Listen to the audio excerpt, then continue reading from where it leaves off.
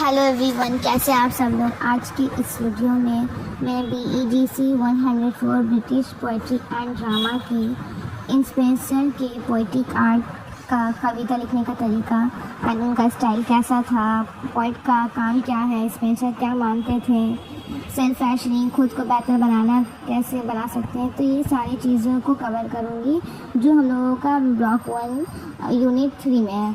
तो आइए line by line इसको मैं आपको समरी करके समझाऊंगी। जस्ट आप लोग जो मैं पॉइंट वाइज जो बताऊंगी तो आप लोग इसको पॉइंट वाइज करके अपने कॉपी में नोट डाउन कर लीजिएगा।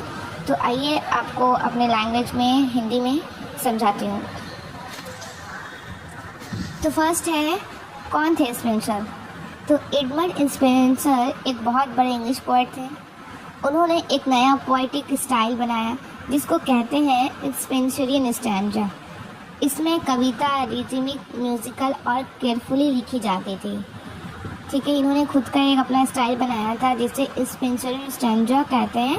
और उसमें कविता कैसे लिखी जाती थी, म्यूजिकल, रिदमिक, केयरफुली एकदम लिखते थे।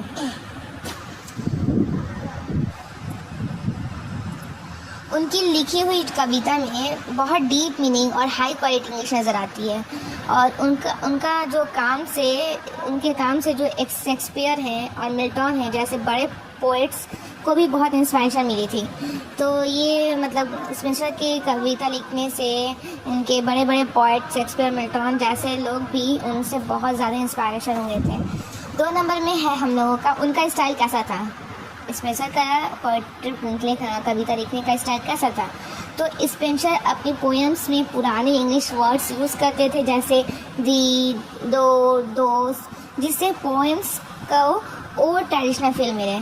मतलब ये पुराने देखते होंगे हम लोग जो पुराने जो पोएट होते हैं तो उनके पोएट्री में ना हम लोगों को कुछ अलग जैसे THEE दी, THOU दो, तो ऐसा करके इंग्लिश नज़र आता है जो अभी के टाइम में नहीं हो सकता है। ये पुराना ओल्ड टर्म से, ये पुराने इंग्लिश वर्ड्स हैं जो वो इसलिए ट्रेडिशनल यूज़ वर्ड करते थे ताकि उनको पोएम में ट्रेडिशनल पुराना ज़माने का कुछ फील करवाने के लिए यूज़ करते थे। जैसे शेक्सपियर में भी हम लोग पढ़े हैं, शेक्सपियर का शायरी कंपेयर दी, तो उसमें भी ये वर्ड यूज़ किया गया है। तो ये यहाँ पर बताया जाए कि ऐसा स्टाइल यूज़ करते थे। तो ये उन्होंने इसलिए किया क्योंकि वो चाहते थे कि उनकी कविता जो है इंग्लैंड की पुरानी वैल्यूज़ और कल्चर को क्या करे, रिस्पेक्ट करे। कविता में ये सब लिखने का उनका यही मकसद था कि इंग्लैंड की पुरानी वैल्यूज़ जो है, उसकी कल्चर जो है, सारे लोग उनकी कविता के थ्रू क्या करें, उसकी कल्चर को रिस्पेक्ट करें। 3 नंबर में है पोएट का काम क्या है। स्पेंसर क्या मानते थे। तो स्पेंसर मानते थे कि कविता का असली काम है लोगों को सुधारना। पोएट सिर्फ एंटरटेनर नहीं होता है, उनका रोल होता है लोगों को अच्छा इंसान बनाना। मतलब पोएट्री के जरिए बहुत सारे लोग क्या है, अच्छे इंसान दूसरे को बना सकते हैं। ना ही सिर्फ एंटरटेन करना बल्कि लोगों को सुधारना, उनको अच्छा इंसान बनाना, उन पर मतलब अच्छे तरीके से उनको अपने पोएट्री के ज़रिए इमोशनल करना, फीलिंग्स को समझाना, इस तरह से हो सकता है। उन्होंने एक लेटर में लिखा था जैसे poetry should help to fashion a gentleman. मतलब पोएट्री से आदमी जेंटल, ऑनेस्ट और डिसिप्लिन बन सकता है। पोएट्री से ये पॉसिबल है। एंड 4 नंबर में है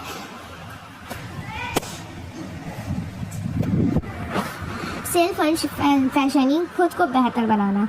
रिनाइंसेंस टाइम में लोग समझने लगे थे कि वो अपने आप को इम्प्रूव कर सकते हैं।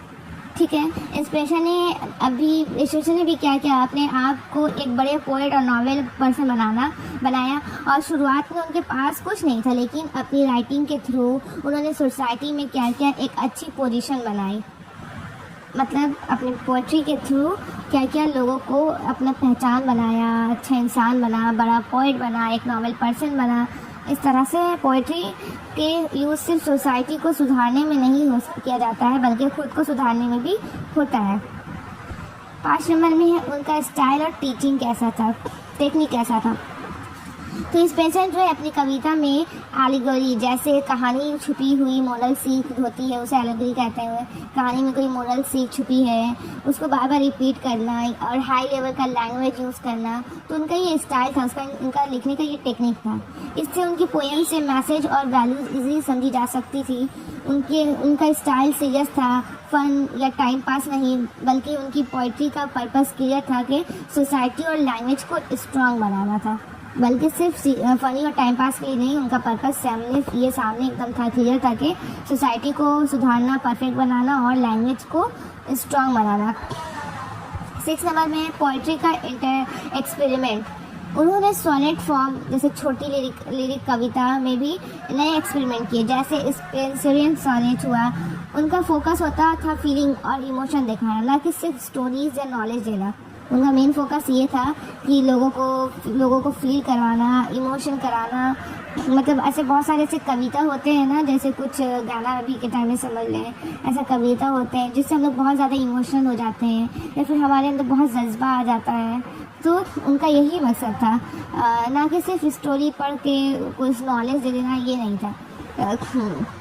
सोशल रिफॉर्मर करना चाहते थे। उन्होंने कविता को आम लोगों की भाषा से जोड़ दिया, इसलिए उनकी कविता रियल लगती थी। तो उन्होंने क्या किया, कविता जो है आम लोगों के भाषा से, आम लोगों का जो भाषा था उससे जोड़ दिया। उनके जो नॉर्मल ज़िंदगी में जो होता था, प्रॉब्लम फेस आते थे सोशल तरीके से, वो सब जोड़ दिया, जिससे उनकी कविता और क्या एकदम रियल लगने लगी। 7 नंबर में इंग्लिश पोएट्री का नया युग, न्यू इरा। उनकी राइटिंग में इंग्लैंड को मेडिवल टाइम के ओल्ड बोरिंग पोएट्री से निकाला। उन्होंने पोएट्री को मॉडर्न बनाया, जिसमें रियल इमोशंस थे, इमेजिनेशन और पर्सनल फीलिंग्स थी। एंड 8 नंबर में देशभक्ति और राष्ट्र पोएम। इंस्पिरेशन ने इंग्लैंड और क्वीन एलिजाबेथ की पोएम्स में तारीफ की। उन्होंने अपने देश को ग्लोरीफाई यानी महात्मा मंडित किया, बिना किसी और देश के खिलाफ बोले। वो एक पॉजिटिव नेशनलिस्ट थे, जिनकी कविता में अपने देश के लिए प्यार था। मतलब वो जो देशभक्ति के लिए सॉन्ग लिखे, अपने मतलब देश के लिए बहुत ज़्यादा वो अपने देश से प्यार करते थे, देशभक्ति थे, और कभी भी दूसरे मतलब देश को नुकसान खिलाफ बोल कर नहीं, कुछ नहीं ऐसा किया, बस अपनी देश की तारीफ की और उनका किया। 9 नंबर में उनकी पोएट्री की खासियत क्या थी, तो उनकी पोएट्री की खासियत नॉबिलिटी थी, ब्रेवरी थी, लॉयल्टी थी, इमेजिनेशन करके लिखते थे, ड्रीम्स करके लिखते थे, विलेज और नेचर और उसकी सुंदरता को बताते थे, सिटी की स्मार्टनेस बताते हैं, सिटी कैसे स्मार्ट है। उन्होंने नॉर्थ और साउथ कल्चर को मिला दिया अपनी कविता में, जिससे उनकी पोएट्री क्या ड्रीम और क्लासी बनी। 10 नंबर में सीरियस पोएट, ड्यूटी के साथ लिखने वाले। तो स्पेंसर जो थे अपनी रिस्पॉन्सिबिलिटी समझ कर लिखा करते थे पोएट्री को, ना कि सिर्फ टाइम पास फन एंटरटेन के लिए, बल्कि ये उनका एक मतलब ड्यूटी था लिखने का, एकदम रिस्पॉन्सिबिलिटी समझते थे, डेडिकेशन के साथ लिखा करते थे, ना ही कि एकदम मजाक में हाँ ये हॉबी है मेरा टाइम पास, ऐसा वाला नहीं था। उनका डेडिकेशन था लिखने का। कंक्लूजन देख लेते हैं।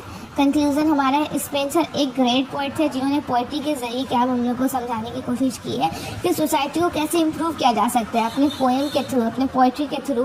ऐसा पोएम, जज्बाती पोएम लिखना या फिर ऐसा इमोशनल लिखना, ऐसा सोसाइटी का करना, सही करना लोगों को, ऐसा सोसाइटी को इम्प्रूव करने के लिए लिखा, लैंग्वेज को स्ट्रॉन्ग बनाने के लिए अपने देश का कल्चर दिखाया, सेल्फ इम्प्रूवमेंट और मोरल वैल्यूज़ प्रमोट किए।